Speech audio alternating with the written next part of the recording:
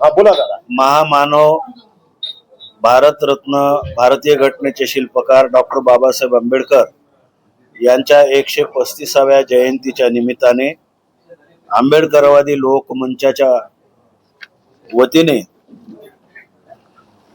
Doctor Babasaheb आंबेडकरांच्या जयंती सोहळा साजरा करण्यात येत आहे. या जयंती सोहळ्याचा एक भाग म्हणून वर्तमान राजकीय परिस्थितीत धर्मनिरपेक्ष भारताचे भविष्य या विषयावर प्रबोधन महासभा आयोजित केलेली आहे शंकरराव चव्हाण सभागृहामध्ये दुपारी 4 वाजता. या सभेला प्रमुख वक्ते म्हणून राष्ट्रीय पत्रकार नामवंत अशोक वानखेडे,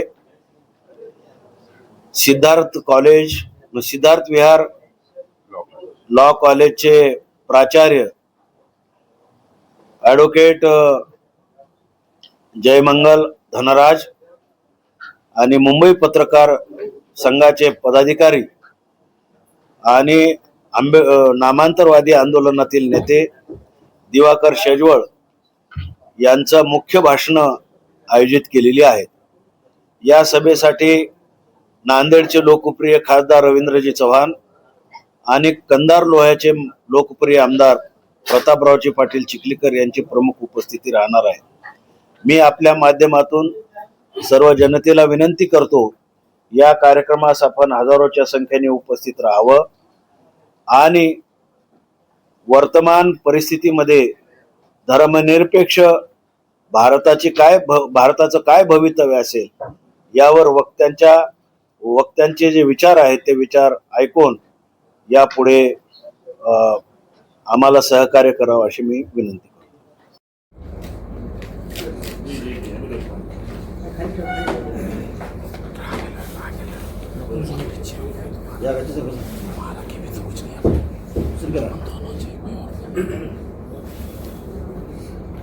आंबेडकरवादी लोकमंच या सामाजिक संघटनेच्या वतीने डॉक्टर बाबासाहेब आंबेडकर यांच्या 135व्या जयंतीचं आयोजित करण्यात आलेलं आहे. आपल्या शहरामध्ये नव्यानंच या संघटनेची स्थापना करण्यात आलेली आहे. फुले आंबेडकरी चळवळीचे भाष्यकार आदरणीय सुनीलदादा गायकवाड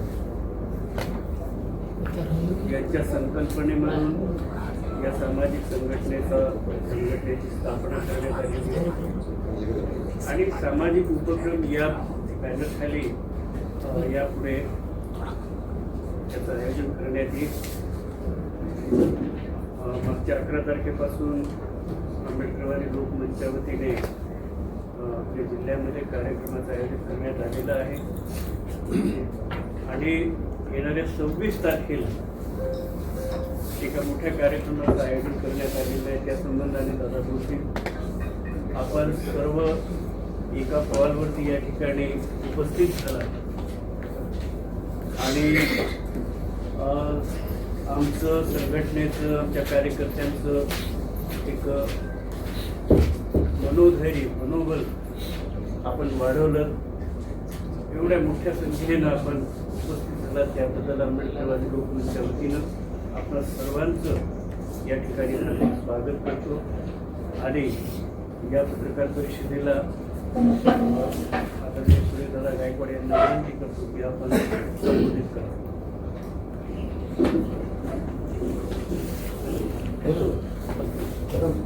पत्रकार परिषदेच्या निमित्ताने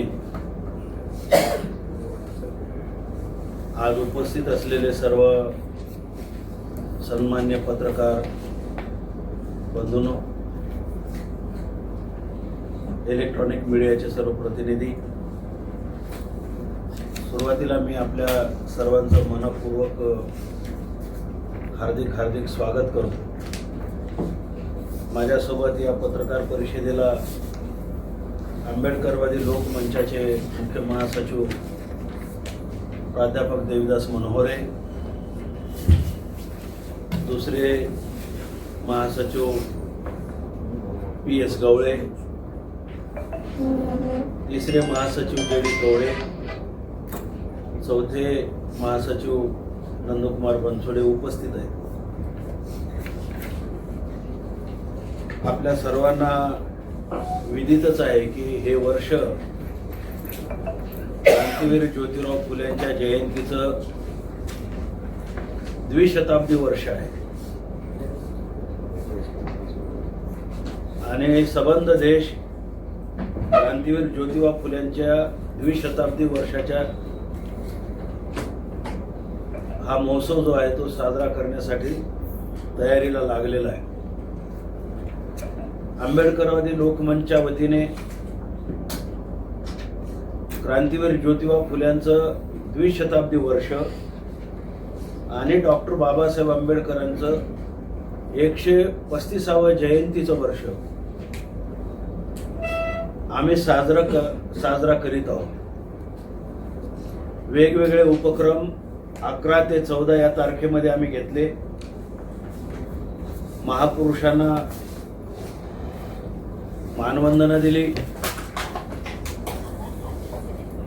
या वर्षामध्ये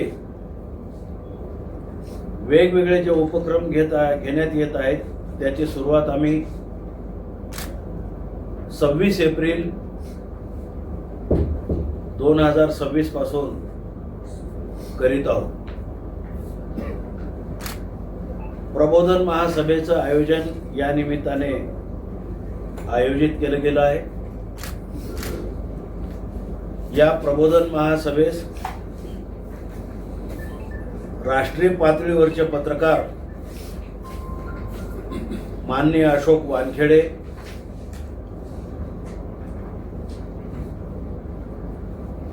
निरंजन टकले, नाशिकचे जे आहेत पत्रकार, त्यांनी पण यायचं कबूल केलं होतं, पण काहीतरी त्यांच्या वैयक्तिक अडचणीमुळे त्यांनी नंतर कळवलं की बाबा मला येणं होत शक्य नाही. म्हणून आम्ही मग बाबासाहेब आंबेडकरांनी स्थापन केलेलं law college, Ambedkar law college Siddharth Vihar Wadala चे माजी प्राचार्य ॲडव्होकेट धनराज जयमंगल यांना आमंत्रित केलेलं आहे आणि मुंबई मराठी पत्रकार संघाचे सदस्य तथा ज्येष्ठ पत्रकार आणि नामांतरवादी लढ्यातील आमचे सहकारी मित्र दिवाकर शेजवळ या प्रबोधन महासभेसाठी प्रमुख वक्ते म्हणून उपस्थित आहेत. यांच्यासोबतच नांदेड जिल्ह्याचे सन्माननीय लोक प्रतिनिधी खासदार प्राध्यापक रवींद्रजी चव्हाण आणि माजी खासदार कंधार लोहा विधानसभेचे आमदार आणि उद्या विस्तार झाला तर राज्याच्या मंत्रिमंडळातील हे भावी मंत्री म्हणून ज्यांच्याकडे बघितलं जातं ते माननीय प्रतापरावजी पाटील चिखलीकर हे विशेष आमंत्रित म्हणून आहेत. त्यांचे स्वागत त्या ठिकाणी करण्यात येणार आहे. ही जी प्रबोधन महासभा या सभेचं आम्ही टायटल दिलेलं आहे त्याला कारण असं आहे की आजची जी एकंदर देशातील राज्यातील सामाजिक राजकीय परिस्थिती ही गढूळ झालेली आहे आणि परस्पर विरोधी अशी झालेली आहे.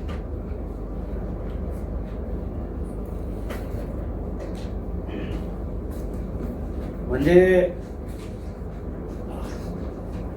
धर्मनिरपेक्ष कोणाला म्हणायचं?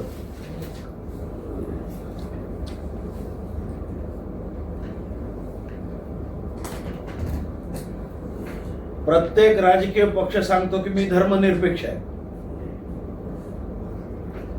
प्रत्येक राजकीय पक्षाचा नेता सांगतो की मी धर्मनिरपेक्ष आहे. एक अशी गोंधळ माजवणारी परिस्थिती आहे. आणि अशा या परिस्थितीमध्ये आपण विषय जो घेतलेला आहे, वर्तमान राजकीय परिस्थितीत धर्मनिरपेक्ष भारताचे भविष्य, जी आजची गोंधळाची परिस्थिती निर्माण झालेली आहे.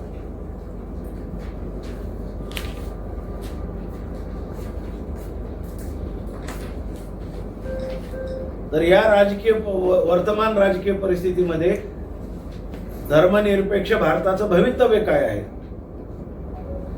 याच्यावरचं सैद्धांतिक वैचारिक असं प्रबोधन राष्ट्रीय स्तरावरचे निष्णात असे असलेले पत्रकार अशोकजी वानखेडे, कायद्याचे तज्ज्ञ असलेले ॲडव्होकेट प्राचार्य जयमंगल धनराज आणि दिवाकरजी शेजवळ करतील आणि लोकांच्या समोर एक स्पष्ट भूमिका जाईल. ती स्पष्ट भूमिका जावी आणि त्या दृष्टिकोनातून या पुढच्या काळामध्ये प्रबोधन व्हावं, अशा भूमिकेतून ही आम्ही महासभा शंकरराव चव्हाण सभागृह येथे लावलेली आहे. आणि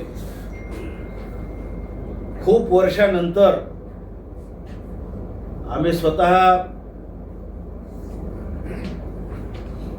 आपल्या समोर काहीतरी बोलावं या उद्देशाने आपल्या सगळ्यांना निमंत्रित केलेलं आहे. एक आमची भूमिका जनतेमध्ये जावी. आम्ही धर्मनिरपेक्ष भारताचे पुरस्कर्ते आहोत आणि त्यालाच कटिबद्ध राहून यापुढं सामाजिक, राजकीय, सांस्कृतिक क्षेत्रामध्ये आंबेडकरवादी लोकमंच कार्यरत असणार आहे, कार्यरत राहील. तेव्हा आमच्या या भूमिकेला आपल्या इलेक्ट्रॉनिक मीडियामध्ये आणि प्रेस मीडियामध्ये आपण प्रसिद्धी द्यावी आणि आम्हाला सहकार्य करावं अशी मी आपल्याला नम्रपणे विनंती करतो. आणि माझं मनोगत प्रेसमध्ये जे काही मला व्यक्त करायचं होतं ते मी इथे थांबवतो.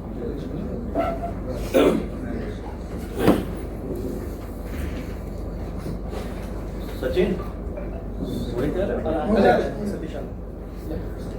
समोर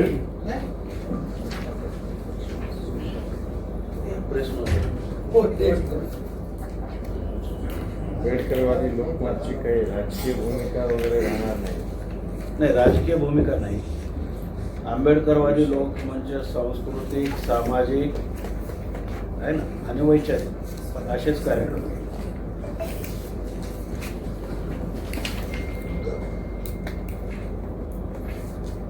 एकाच राजकीय पक्षाच्या आमदाराला निमंत्रित केलं, एकाच पक्षाच्या आमदाराला निमंत्रण नसतं, बाकी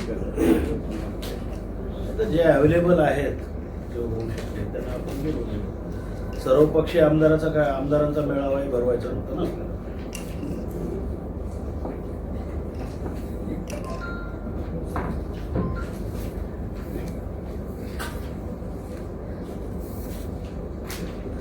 कसं आहे की ही जी भूमिका आहे धर्मनिरपेक्ष भारतामध्ये भारतात काय परिस्थिती आहे याच्याबद्दल वैचारिक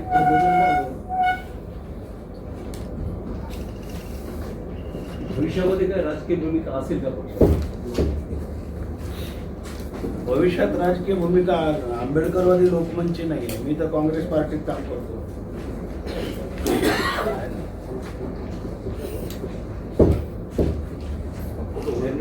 काँग्रेसमध्ये काम करता म्हणूनच विचारायले दोन जण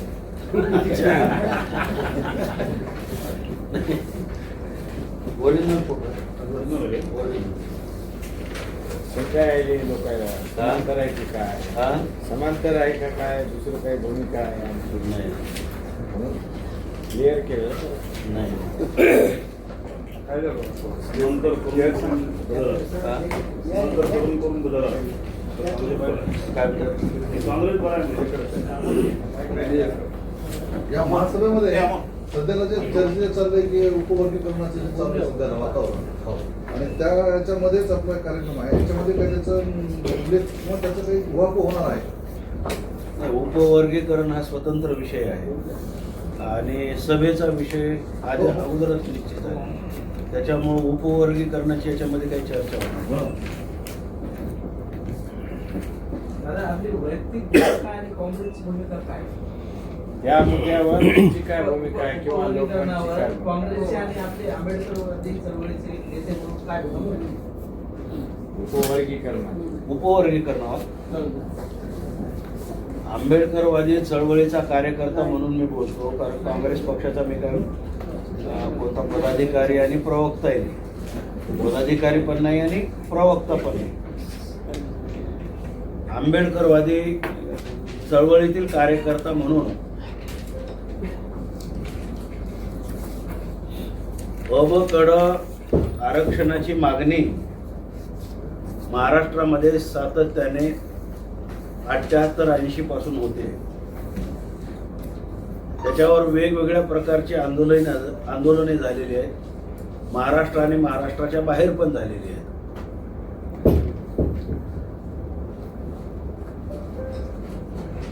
महाराष्ट्रातील एकूण 69 जाती आणि देशाच्या पातळीवर साधारणपणे 76च्या पुढच्या जाती या SC प्रवर्गामध्ये आहेत. बाबासाहेब आंबेडकरांनी एका उदात्त हेतू समोर ठेवून SC प्रवर्गाला अगोदर त्यांनी न्याय मिळवून देण्याचं काम केलं. ST ला न्याय मिळवून देण्याचं काम केलं. प्रशासनामध्ये आणि लोकप्रतिनिधित्व असं दोन्ही प्रकारचे अधिकार बाबासाहेब आंबेडकरांनी यांना मिळवून दिले. आणि OBC साठी सुद्धा बाबासाहेबांनी घटनेमध्ये तरतूद केली. घटनाकर्त्याचा उदात्त हेतू जरी असला तरी पुढे लाभार्थ्यामध्ये तुला जास्त की मला जास्त हा प्रकार पुढे वाढीला लागला आणि अनेक प्रकारे त्याच्यामध्ये राजकारणही झालं. वेगवेगळ्या राजकारण करणाऱ्या पक्षांनी कार्यकर्ते हाताला धरले आणि उपवर्गीकरण आता सुप्रीम कोर्टामध्ये गेले. सुप्रीम कोर्टाच्या एका बेंचने ते मान्य सुद्धा केलं घटनापीठाने. वास्तविक आता मी काय घटनातज्ञ नाही, परंतु क करण्याचा निर्णय कोणत्याही राज्य सरकारला नाही अशा प्रकारची मौखिक ऐकीव माहिती माझ्यासारख्या कार्यकर्त्याला आहे. आणि मॉबमध्ये आम्ही आजपर्यंत हेच सांगत आलेलो आहोत. कायदेशीर किंवा घटनात्मक त्याची परिस्थिती काय वास्तव ते मला सुद्धा ज्ञात नाही. परंतु ही गोष्ट खरी आहे की क विभाजन करण्याचा अधिकार राज्य सरकारला नाही. ते जर करायचं असेल तर ते पार्लमेंटने करावं, देशाच्या सर्वोच्च सभागृहाने. हा एका राज्याचा प्रश्न नाही, देशाचा प्रश्न आहे. पण दुर्दैवाने सुप्रीम कोर्टाने तो निकाल दिला आणि आता सुप्रीम कोर्टाच्या निकालाचा तर सर्वांनी सन्मानच केला पाहिजे. आम्हीही तो त्यांच्याबद्दल सन्मान करतो. परंतु आता एकच आमचं म्हणणं आहे याच्यामध्ये, उपवर्गीकरण हे कोर्टाने आदेश दिलेला आहे ते होणारच आहे. आणि आताच्या भाजपला आणि भाजपच्या संबंधित ज्या ज्या काही त्यांच्या मदर बॉडीज फादर बॉडीज आहेत त्या सर्वांना उपवर्गीकरण करायचंच आहे. कारण ते केलं तर एका अ ब क समजा क ला त्यांनी न्याय दिला तर क प्रवर्गातील माणसं आपल्या माग खोट्याला राहतील अशी त्यांची भूमिका आहे.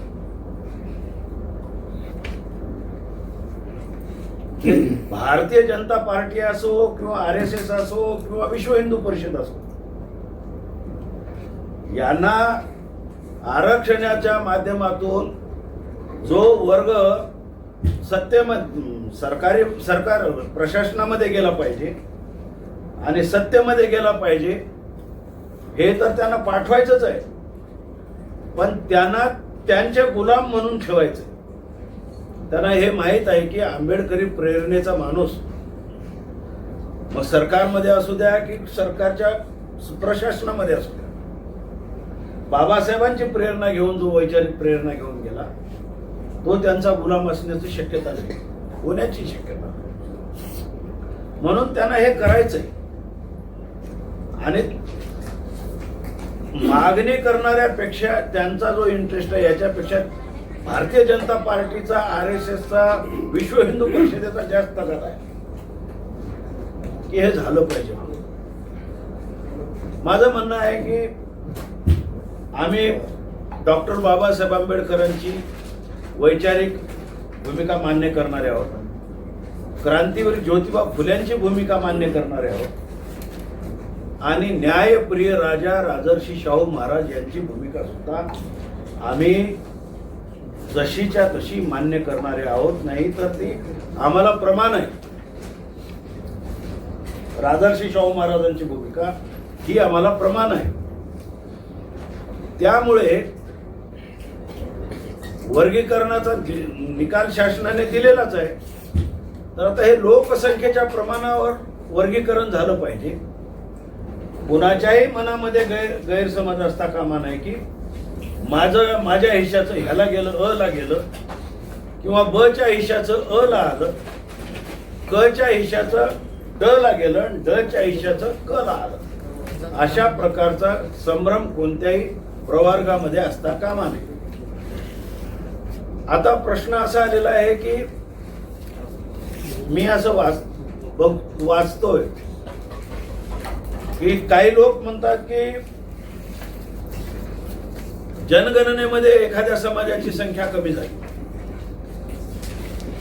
तर सरकारला आमची विनंती आहे, मागची पुढची जनगणना करून अजून परत भांडणं वाढवण्यापेक्षा आता जनगणना होतीच आहे पुढं आपली, येणारी जनगणना तुम्ही करेक्ट करा आणि जी जनगणना होईल त्या जनगणनेच्या प्रमाणात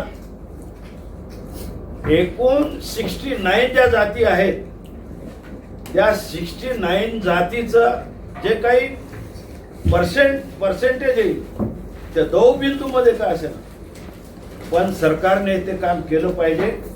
अन्यथा पुढं असं होईल की जे एकदमच नगण्य SC मधले लोक आहेत त्या लोकांना सुद्धा म्हणजे क मधली जी मेजर कास्ट आहे ती खाऊन टाकली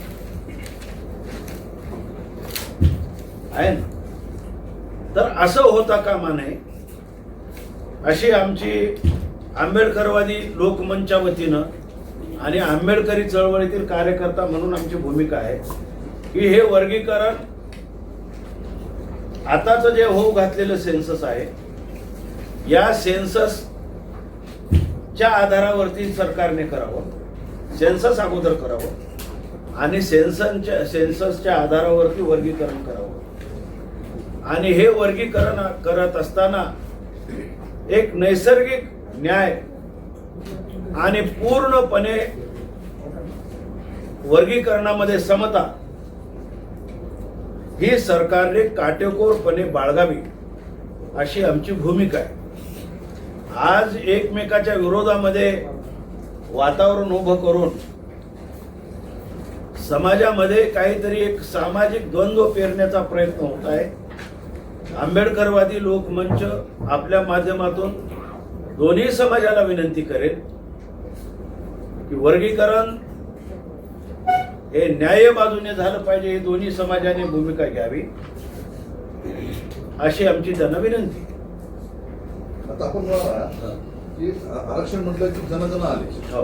म्हणजे संख्येवर आधारितच आपलं आरक्षण चालू होतं. पण या शासनाला विश्वास नाही का की आता जनगणना झाली त्या जनगणनेमध्ये आंबेडकरवादी लोकांची संख्या वाढेल म्हणून त्यांनी महिला विधेयकाची सुद्धा तिची गडबड केली. त्यांनी त्याचे सेन्सेक्स येऊ देणं न येऊ देता त्यांनी तिथे रिझर्वेशन दाखवून म्हणजे ते महिला आरक्षण करायचा प्रयत्न केला आणि पण अवकडाचा सुद्धा प्रयत्न सुरू आहे. एकंदरीत मला असं म्हणायचं की हे येत्या काळामध्ये जे जनगणना होते या जनगणनेमध्ये आंबेडकरवादी आंबेडकर विचारांची संख्या वाढेल का अशी भीती आहे का सरकारला? वाढणं सरकारला कशाचीच भीती नसते. सरकार भीतीनं कोणतंही चालत नाही. सरकार डावपेचावर चालतं आणि भाजपचे डावपेच सध्या देशातील भल्या भल्यांना कळत नाही की हे धोपट मार्गाने जायला का मागत नाही. लोकांना विश्वासात घेऊन राज्य का करत नाही हे सगळं देश त्यांच्यामुळं काळजीत आहे. त्याच्यामुळं कोणत्या जातीची जनगणना वाढण्याचं काही कारणच नाही. जे असेल ते त्यांना करावी लागेल. बरोबर आहे. सरकारलाच भीती आहे काहीतरी त्याच्या पोटात काहीतरी गोळा आहे भीतीचा की बाबा आणि मग ती भीती आपल्याला कोणत्या मार्गाने दूर करता येऊ शकते. धोपट मार्गाने तर करता येत नाही मग आड मार्गाने चला. महिला आरक्षण असो एससी सरकारने आजपर्यंत सरकारने फक्त निर्णय कोणतेही निर्णय केले नाही समझोते केले त्या सरकारने. कोर्ट सुद्धा निर्णय करत नाही आजकाल. अशी परिस्थिती आहे. एक प्रकारे सर पाठिंबा दिला उपवर्गीकरणाला पाठिंबा आहे पण मी काय म्हणत आहे की आता जे सेन्सस येत आहे पाठिंबा तर असायला पाहिजे. आता त्यांची मागणी आहे. ऍक्च्युअली त्यांना हे कळत नाही की त्यांच्या म्हणजे माझा जर एखादा स्वार्थ असेल तर बाकीच्या ज्या 0-0 1 मध्ये 2 मध्ये जाती असतील एससीतील त्या 0-0-2 जातीची माणसं 13% अधिकारावर पात्र होती म्हणजे ते क्लेम करू शकत होते. पण आता या वर्गीकरणाच्या भूमिकेनं काय झालंय की 13% त्यांना क्लेम करता येईना आहे ना. समजा मान गारोडी माणूस आहे वरुडाचा माणूस आहे माला जंगम आहे अशा कितीतरी जाती आहेत की त्या जाती 13% दावेदार होते. असा गैरसमज पसरवला गेलाय की बौद्धांनीच हे 13% आरक्षण लाटल्या गेलेलं आहे असा गैरसमज पसरवल्या गेलेला आहे. ती वस्तुस्थिती नाही. कोण गैरसमज केला हा कोण पसरवला याच्या मागे जी शक्ती आहे ती शक्तीच आहे. अदृश्य शक्ती आहे एकीकडे पाहायला गेलं तर आपण राजकीय जे आहे सगळ्यात जास्त मतदारांना त्याच पद्धतीने जे ज्या संस्था आहेत संस्थेमध्ये ज्या एससीच्या जागा आहेत सर्वात जास्त मातंग समाज राजकीय पुढाऱ्यांचे आहेत आणि राजकीय पुढारी यांनाच जास्त लवचिक असतात म्हणून त्यांना दिलं जातं असंही एक गट म्हणतो. आपल्याला काय वाटतं? नाही तसं असेलही. सेल्फ इंटरेस्ट स्थानिक स्वराज्य संस्थांमध्ये त्यांची मक्तेदारी असते त्याची मक्तेदारी त्याच्या मर्जीप्रमाणे तो चालतो आहे ना. जसं हे लोक असं म्हणायला लागले तर त्याच्यामध्ये सरळ सरळ काय झालंय की मातंग आणि महार या 2 जातीमध्येच वाद निर्माण झाल्यासारखं आज चूक आहे. पण आता हे काय म्हणतात की महार समाजाने फायदा घेतला. मग आज महार समाजाने किंवा इतर सगळ्या आता 58 जातींनी वेगवेगळ्या यांनी असं अजूनही असं स्ट्रॉंग उमेद घेतली नाही. किंवा आता म्हणायला चालले की स्थानिक स्वराज्य संस्थांमध्ये मातृभाषांना स्थान मिळालेलंच आहे, नाही असं नाही. जे इतर ठिकाणी आहे आणि शैक्षणिक बाबतीमध्ये जे महार विद्यार्थी पुढे गेले ते शिकून गेलेले आहेत.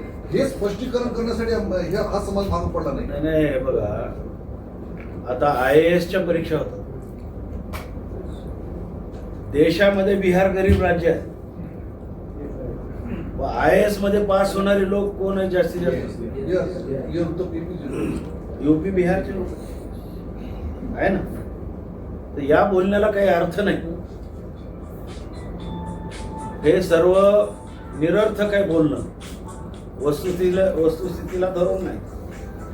दुसरी गोष्ट अशी आहे की तुम्ही म्हणालात की लोकसंख्या बौद्धांची जास्त आहे असं वाटते का? असं वाटायचं काही कारण नाही. काय झालेलं आहे की त्यांच्यामध्ये दोन प्रकारचे गैरसमज आहेत. एक गैरसमज असा आहे की हे बुद्ध झाले, मग हे महाराजच्या सवलती कशा घेतात,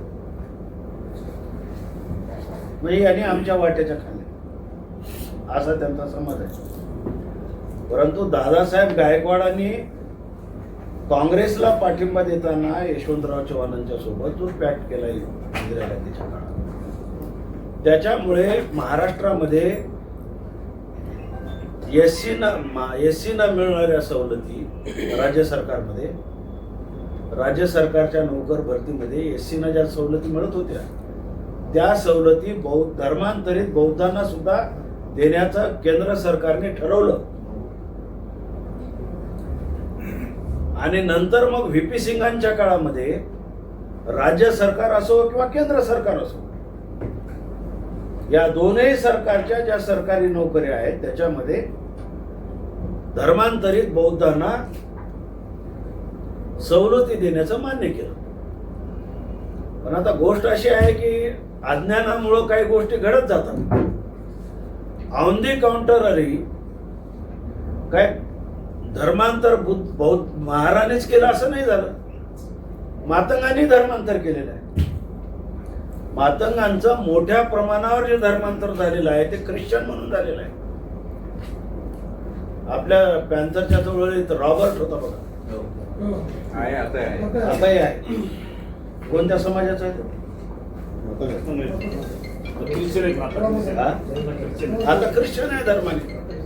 मग आता तो त्यांचा प्रश्न आहे. त्यांना जे वाटत आहे की आमची संख्या कमी झाली, आमची संख्या कमी झाली म्हणून एका अबकडं अभ्यास समितीच्या विद्वान सदस्यांनी सांगितलं की आताची आमची संख्या कमी आहे म्हणून मागच्या सेन्सस कडे चला 2011. आता सरकार असं मला जसं वाटते तसं त्याप्रमाणे जाईल काय? 1961 पर्यंत चला म्हणे. काही जण तर म्हणजे 1961 ची म्हणजे जनगणनेची हे करायची. हो बाबा, 61 मध्ये चला म्हणतात. का चला म्हणतात? तर त्याच्यामध्ये 3% फरक आहे अभ्यास सर्वे स्टडी रिपोर्ट मध्ये, बरोबर आहे. तर त्यांना वाटते की मग आता आपलं इथं 3% फरक होईल. पण सरकार असा निर्णय करू शकते का? म्हणजे सरकारच्या पोटी जन्माला आले समजायचं ते. एका माईला 2 लेकरं पैदा झाले. पण दादा जर म्हणजे केंद्र सरकारचं जर म्हणजे आताच जे म्हणजे चालू आहे ते म्हणजे सर्व यंत्रणांचा म्हणजे ते गैरफायदा घ्यायचे, तसं काही करून जर केलं तर नाही, हे काही जरी झालं तरी कायदेशीर प्रश्न होणारच आहे. कोर्ट मॅटर होणारच आहे.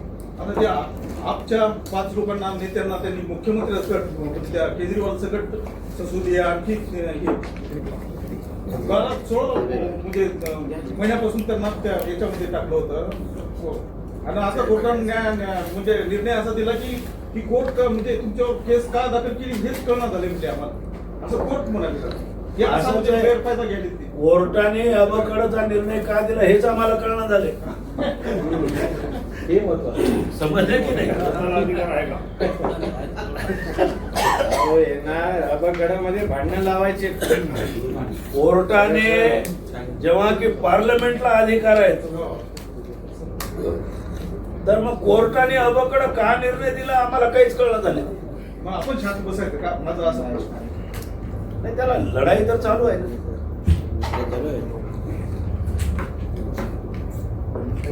त्याच्यासाठी रस्त्यावरच येऊन केलं पाहिजे असं काही नाही. मागचे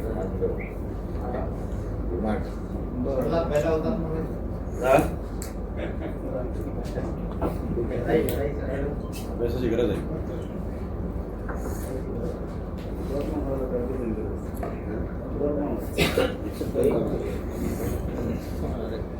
आपण सगळेजण आला. ही मेन बातमी ही आहे म्हणून हो हीच बरं. त्याच्यामुळे आम्हाला ते विषय समजला. विषय समजा. बऱ्याच जणांना आम्हाला ते विषयच कळणार आहे. आणि आता ते कोर्टाचं कळालं नाही तसंच आहे आपले. गरज की नाही, पण निवांत बाजूला राहा. वाचावं लागेल पेपर मध्ये आहे ते कळणार आहे. आज लागायला लागलं. काही नाही, सरळ सरळ मध्ये भांडणं जोरात लावून द्यायचे बरोबर, सरकारला. पाणी तेल टाका. मी आपल्या सगळ्यांचे आभार मानतो.